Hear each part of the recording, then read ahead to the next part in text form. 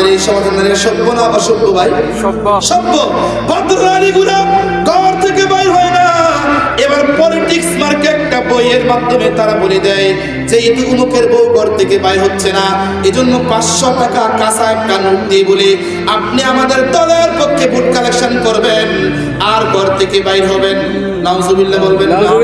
আল্লাহ রাসূল বলেন যে নারীগুলো ঘর থেকে বাইর হয়েছে, যে নারীগুলো স্বামীর ঘর থেকে বাইর হয়ে অন্যান্য ঘরের মধ্যে গেল রে, সাহাবীরা সাক্ষীরা করে সাক্ষী থাকো মেরাজের রজনীতে আমি যখন জাহান্নামের মধ্যে গেলাম আর দেখলাম এই সমস্ত বেপরদা নারীরা জাহান্নামী। নাউজুবিল্লাহ। আজ থেকে আমরা আমাদের বউদের মধ্যে বাইরে দেওয়া যাবে না, করছেন কারো দেওয়া যাবে না। 2 নম্বর গুণ হলো যে ওই নারীকে আল্লাহ পাক রব্বুল আলামিন জান্নাত দান করে দিবেন যেই নারী স্বামীর খেদমত করবে। জোরে বলেন সুবহানাল্লাহ। হাদিসের মধ্যে আসছে আল্লাহ রাসূল সাল্লাল্লাহু আলাইহি সাল্লাম বলেন সর্বোত্তম ভদ্র নারীর মধ্যে 3টা গুণ। কয়টা গুণ বাবা? 1 নম্বর গুণ হলো যে এই নারীগুলা ঘরের মধ্যে পাক শাকের কাজকে বাদ দিয়ে যখন স্বামী ঘরের মধ্যে যায় ওই সময়টা সে স্বামীকে দেয়, স্বামীকে আদর করে, স্বামীর আবার আই লাভ ইউ কয়। কথা বুঝেন নাই? আই লাভ ইউ 1 2 কইয়া স্বামীরে ভালোবাসে।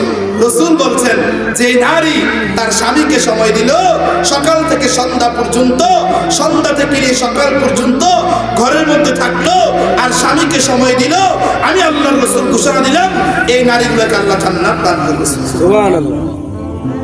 3 নম্বর গুণ হলো যে আল্লাহ রাসূল সাল্লাল্লাহু আলাইহি সাল্লাম বলেন ওই নারীর 3 নম্বর গুণ হলো যে যেই নারীগুলা সময় মতো নামাজ পড়বে। জোরে বলেন সুবহানাল্লাহ। কি মতো নামাজ পড়বে? সময় মতো নামাজ পড়বে। এখন তো আলহামদুলিল্লাহ আজান হইলে আমাদের মা বোনেরা কতক্ষণ চাইল দই, কতক্ষণ সবজি দই, কতক্ষণ মাছ কুড়ে, কতক্ষণ হেতির চেহারাকে একটু মেকআপ করে আইবুড়ি দেয়, কতক্ষণ লিপস্টিক লাগায়। এই লাগাইতে লাগাইতে না আমাদের সময় শেষ। রাসূল বলে না না, জান্নাতি রমণীদের গুণ এটা না। জান্নাতি রমণী লিপস্টিক লাগানোর প্রয়োজন নাই, আইবুড়ি লাগানোর প্রয়োজন নাই, মেকআপ করার প্রয়োজন নাই। সাহাবীরা শুনো রে, আমি রাসূলের উপর আমি রাসূল আজকে ঘোষণা দিলাম যে নারীর মধ্যে একটা গুণ বেশি থাকবে, আল্লাহ পাক তার চেহারাকে পূর্ণিমার চাঁদের মতো সুন্দর করে দিবে। জোরে বলেন সুবহানাল্লাহ। সাহাবীরা বলে ইয়া রাসূলুল্লাহ ওই নারীর মেকআপের কোনো প্রয়োজন আছে কিনা, আইবুড়ির কোনো প্রয়োজন আছে কিনা, সুনুর কোনো প্রয়োজন আছে কিনা, ফেস ওয়াশের কোনো প্রয়োজন আছে কিনা? রাসূল বলছেন না না, ওই নারীর কোনো কিছু প্রয়োজন নাই, শুধু একটা জিনিস জুবানের মধ্যে বলবে। আল্লাহ পাক রব্বুল আলামিন জুবানে বলার কারণে তার চেহারাকে পূর্ণিমার চাঁদের মতো সুন্দর করে দিবে। জোরে বলেন সুবহানাল্লাহ। হাদিসের ব্যাখ্যা মুহাদ্দিসরা করেছেন, একজন বিশ্ববিখ্যাত মুহাদ্দিস ছিল আল্লামা ইবনে ফারিস রাহমাতুল্লাহি আলাইহি। উনি বলেন যখন সকালবেলা আমি আমার ঘরে ঢুকি আমি যে দেখি আমার ঘরের মধ্যে একটা সূর্য উদিত হয়েছে, সূর্যের আলোটা সন্ধ্যা পর্যন্ত থাকে। আবার যখন এশার নামাজ পড়ে আমি আমার ঘরের মধ্যে দেখি সকাল পর্যন্ত আমার ঘরের ভিতরে একটা চন্দ্র আছে। ছাত্ররা জিজ্ঞাসা করে উস্তাদে আমরা বুঝলাম না, সূর্য থাকে আকাশের মধ্যে, চন্দ্র থাকে আকাশের মধ্যে, আপনার ঘরে সূর্য কোত্থেকে আসছে, আপনার ঘরে চন্দ্র কোত্থেকে আসছে? উস্তাদ মুহাদ্দিস বলেন শোনো, যখন ফজরের নামাজ পড়ে ঘরের মধ্যে যাই রে, আমার স্ত্রীর হাসিটা এত ভালো লাগে রে, আমার পর্দাওয়ালা স্ত্রী যখন হাসি দেয় আমার মনে হয় আকাশ থেকে সূর্য আমার ঘরের মধ্যে আসছে। সুবহানাল্লাহ। আবার যখন এশারের নামাজ পড়ে আমি ঘরের মধ্যে যাই, ছাত্ররা শুনো রে, আমার স্ত্রী যখন আমাকে দেখে একটা হাসি দেয়, না করে মেকআপ, না আমাকে লিপস্টিক, না আমাকে সুনু, না আমাকে ফেসওয়াশ, যখন একটা হাসি দেয় রে, পূর্ণিমার চাঁদ যেরকম সুন্দর হয়, আমার ঘরটা আমার নেককার পর্দাওয়ালা স্ত্রীর কারণে আল্লাহ পাক রব্বুল আলামিন আমার ঘরকে পূর্ণিমার চাঁদের মতো সুন্দর করে দেয়। সুবহানাল্লাহ। আর এখনকার বাবারা এশারের পরে জামাই যখন করে যায় মুখটারে কালা করে বইয়ে তাই, ঠিক না বেটি? ঠিক। জামাই ভালো লাগে না, সে এবার রাগ করে ঘর থেকে বাইরে হয়ে যায়। আছে না নাই? আছে। না মা, তুমি যখন তোমার স্বামী কথা অমান্য করে যখন তুমি দুনিয়াবি 500 টাকার জন্য 1000 টাকার জন্য এক পুটলা বিরিয়ানির জন্য একটা চকলেটের জন্য একটা ফুচকার জন্য যখন তুমি ঘর থেকে বাইর হইবা স্বামীর অনুমতি ছাড়া বাইর হওয়ার কারণে দুনিয়ার মধ্যে তুমি ইলেকশন করতে পারো, দুনিয়ার মধ্যে তুমি ভোট কালেকশন করতে পারো, যখন তোমার চক্ষু দুইটা বন্ধ হয়ে যাবে রে, আর স্বামী যখন আল্লাহ পাক রব্বুল আলামিনের কাছে হাত বাড়ায়া বাড়ায়া বলবে আল্লাহ তাই জীবনে আমার কথা শুনছে না, আল্লাহ বলে ফেরেশতারা তার কবরকে জাহান্নাম দ্বারা পরিণত করে দাও। এজন্য বাবা আজকের নামাজ থেকে নসিহত পেশ করছি, ও মা তোমাকে নসিহত করছি, ও বাপ তোমাকে নসিহত করছি, ও নওজোয়ান ভাই তোমাকে নসিহত করছি, ও জেঠা আপনাকে নসিহত করছি, ও কাকা আপনাকে নসিহত করছি। আমাদের মেয়েগুলোকে আমাদের স্ত্রীগুলোকে করে রাখা দায়িত্ব কার বলেন? আমাদের। জোরে বলেন কার? আরো জোরে বলেন কার? আল্লাহ রাসূল হাদিসের মধ্যে বলেন যখন কোন নারী পর্দার সাথে ঘরের মধ্যে থাকবে আর 5 ওয়াক্ত নামাজ জামাতে আদায় করবে, 5 ওয়াক্ত নামাজ ঘরের মধ্যে আদায় করবে, আল্লাহ পাক রব্বুল আলামিন এই নারীগুলোকে জান্নাত দিয়ে দিবে। জোরে বলেন সুবহানাল্লাহ। 4 নম্বর গুণ হলো যে সকল নারীরা দুনিয়ার মধ্যে আসার পরে বালেগ হওয়ার পরে রমজানের রোজাগুলো পরিপূর্ণরূপে আদায় করবে, আল্লাহ রাসূল বলেন এই 4টা গুণ যদি কোন নারীর মধ্যে থাকে আর ওই নারীকে আল্লাহ পাক রব্বুল আলামিন যদি ঈমানের সাথে মৃত্যু দান করে ওই নারীকে আল্লাহ পাক জান্নাত দিয়ে দিবেন। জোরে বলেন সুবহানাল্লাহ। আরেক হাদিসে আসছে রাসূল সাল্লাল্লাহু আলাইহি ওয়াসাল্লামকে সাহাবীরা জিজ্ঞাসা করছে নবী গো আমার স্ত্রী জান্নাতি না জাহান্নামী কেমনে বুঝাব? বুঝেন নাই? স্ত্রী মারা গেছে, স্বামী হাসে, এতে আরো খুশি আলহামদুলিল্লাহ। এতে আগে বিল্ডিং দিছে না বউ থাকতে, অঙ্কে এতে বিল্ডিং এর কাজ শুরু করছে, মানে বউ মরছে। কথা বুঝেন নাই? ও মানে খুশিতে কিতে বউ মরছে, খুশি হয়ে গেছে গা। সাহাবীরা প্রশ্ন করছে নবীজি আমরা কেমনে বুঝলাম আমাদের বউগুলা জান্নাতি না জাহান্নামী? রাসূল বলে সাহাবীরা যদি একটা গুণ পাওয়া যায় তাহলে মনে করবা তোমাদের স্ত্রীরা জান্নাতি। সাহাবীরা বলে রাসূল কোন গুণ? এবার আল্লাহ রাসূল বলে যখন তোমার স্ত্রী মারা যাবে আর তোমার 2 চোখ দিয়ে যখন টপ টপ টপ টপ করে পানি পড়বে আর যখন তুমি দিল থেকে স্ত্রীকে ক্ষমা করে দিবা, তুমি ক্ষমা করতে দেরি হবে, আল্লাহ পাক রব্বুল আলামিন তোমার স্ত্রীকে বলবে হে স্ত্রী দুনিয়াতে স্বামীর মন সন্তুষ্ট করেছো, কার মন? স্বামীর মন দুনিয়াতে সন্তুষ্ট করেছো, আমি আল্লাহ পাক 8টা জান্নাত তৈরি করেছি, 8 জান্নাতকে তোমার সামনে দিলাম। আজকে যে জান্নাতের দরজা দিয়ে ইচ্ছা ওই জান্নাতের দরজা দিয়ে তুমি জান্নাতে প্রবেশ করো। জোরে বলেন সুবহানাল্লাহ। আর যদি স্বামীর মন সন্তুষ্ট না করে কোন নেতার মন সন্তুষ্ট করে পার্শ্ববর্তী অনেক মহিলার মন সন্তুষ্ট করে আছে না নাই দেশের ভিতরে? রাসূল মেরাজের রজনীতে গেলেন, জাহান্নামে আদেরকে দেখলেন, দেখার পরে বললেন হে নারী, হে জিবরাইল এই নারীগুলা জাহান্নামে কি জন্য গেল? জিবরাইল বলে 5টা বদ গুণের কারণে। 2টা গুণের কথা আমি আজকে বলি। রাসূল বললেন জিবরাইল বদ গুণগুলা কি? ও 1 নাম্বার গুণ হলো যে আপনার এই নারীগুলা দুনিয়াতে এই জনের ঘরে গিয়া এই জনের ফেস লাগাইতো। বুঝেন নাই? তো ভাবি রে তোর জামাই রে শেষ শেষ শেষ জামাইয়ের বদনাম কইরা এই সুখের সংসারটা শেষ করে দিন। কথা বুঝেন নাই? সুখের সংসার করে দিলে শেষ করে বদনাম করতে করতে শেষ।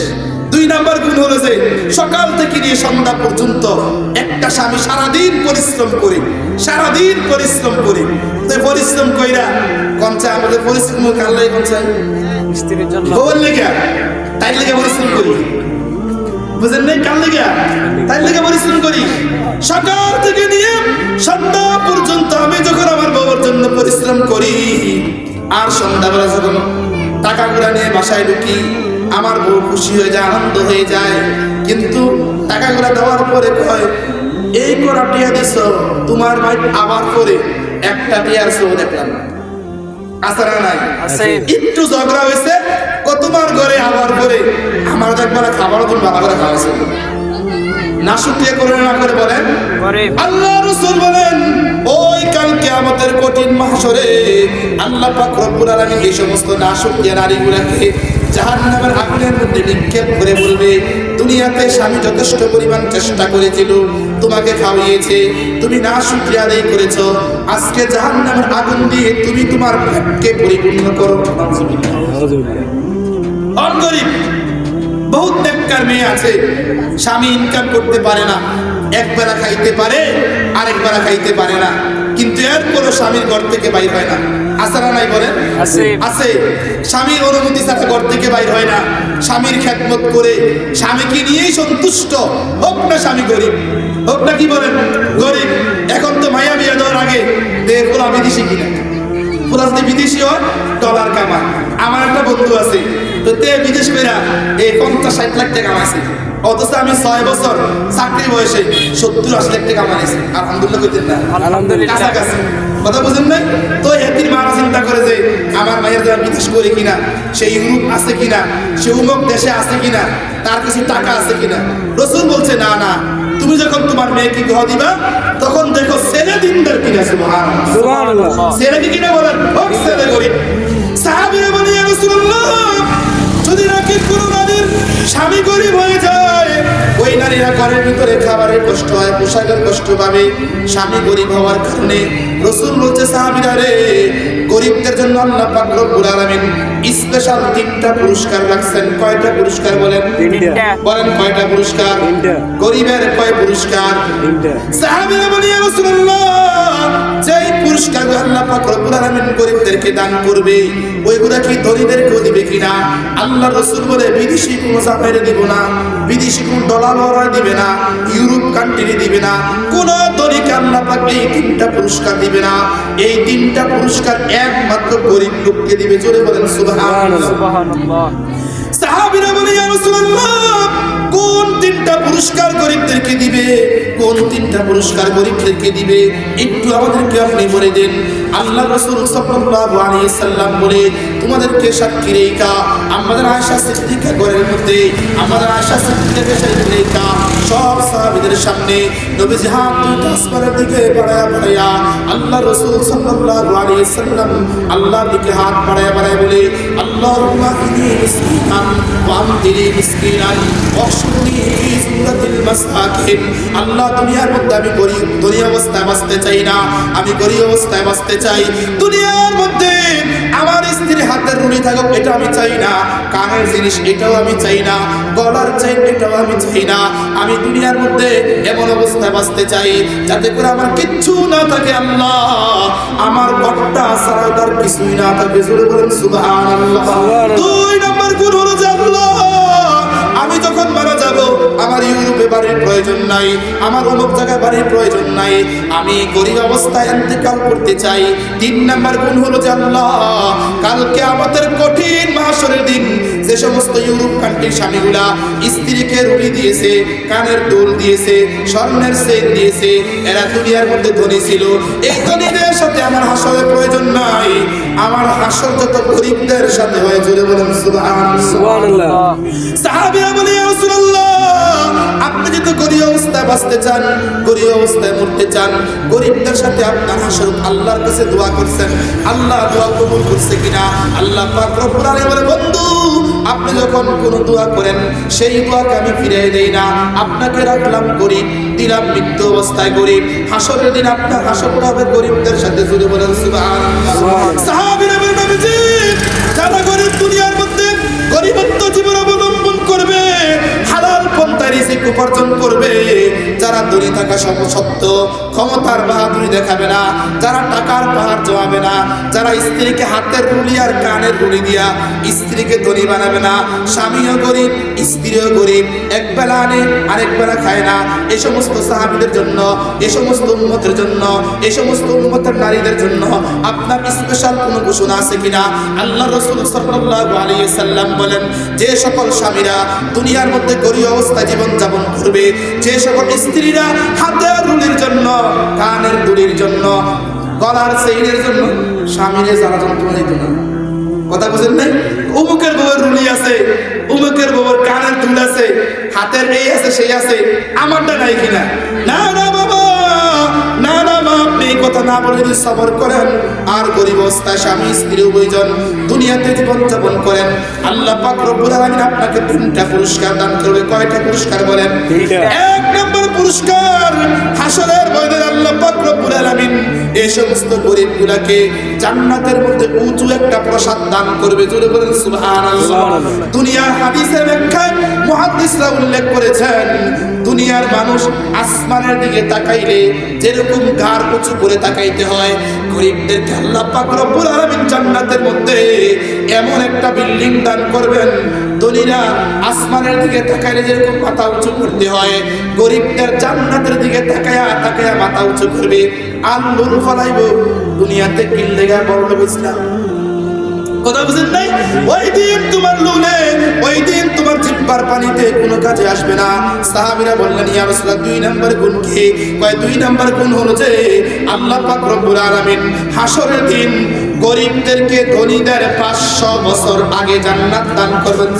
সুবহানাল্লাহ।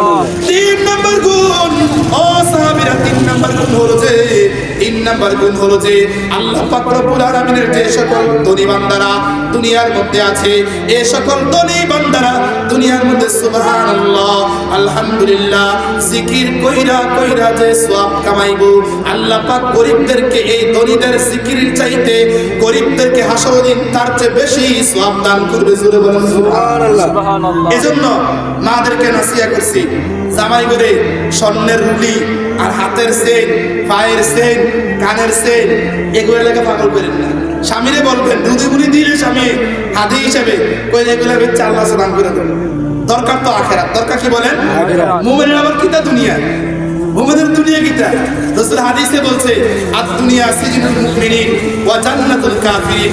আরে পুরো দুনিয়া তো মুমিনের জন্য জেলখানা, আর জান্নাত সুখ হলো আল্লাহ পাক হাসরের মুমিনকে জান্নাত দান করে দিবেন। সুবহানাল্লাহ। আল্লাহ পাক রব্বুল আলামিন আমি যে কথাগুলো বললাম সেই কথাগুলোর উপর আমল করার আমাদের তৌফিক দান করুন।